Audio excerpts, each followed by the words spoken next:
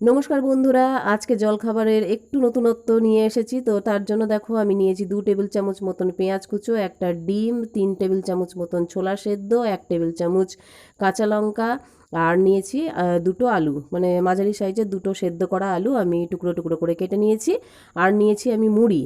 তো তার জন্য দেখো আমি আজকের জলখাবারটা বানানোর জন্য আমি ফ্রাইং প্যানে 2 চামচ মতন সাদা তেল নিয়ে নিলাম। আর এটা সাদা তেলে মানে খুব ভালো লাগবে, আর তোমরা চাইলে সর্ষের তেলও দিতে পারো।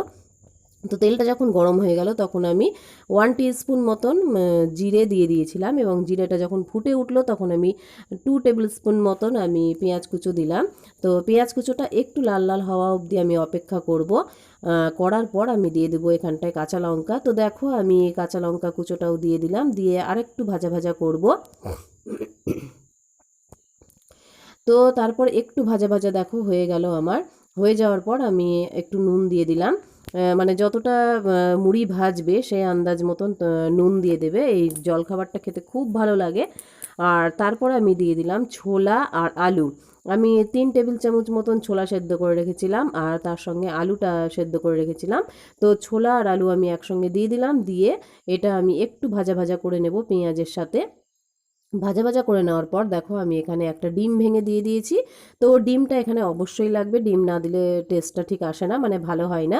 তো সেই জন্য আমি এখানে একটা ডিম ভেঙে দিলাম। আর ডিম ভেঙে দিয়ে সেটা একটু ঝুরো ঝুরো করে নিচ্ছি।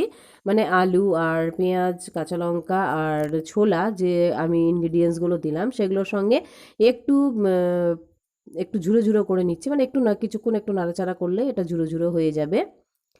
তো দেখো এটা আমার মোটামুটি রেডি হয়ে গেছে। রেডি হয়ে যাওয়ার পর এখানে আমি 1 বাটি মতন মুড়ি দিয়ে দিলাম, এবং মুড়ি দিয়ে বেশ কিছুক্ষণ একটু নাড়াচাড়া করলেই আজকে আমার জলখাবার একদম রেডি, মুড়ি ফ্রাই। তো এটা গরম গরম চায়ের সঙ্গে খুব ভালো লাগে খেতে। এটা এই যে মুড়িটা আমি দিয়ে দিলাম, মুড়িটা দেওয়ার পর আর বেশিক্ষণ ভাজবে না, তাতে মুড়িটা সিটিয়ে যেতে পারে।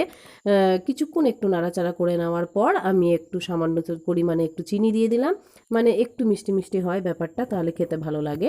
খুব সামান্য পরিমাণেই দেবে। তো দেওয়ার পর দেখো আমার মুড়ি ফ্রাই একদম রেডি অ্যান্ড সার্ভ।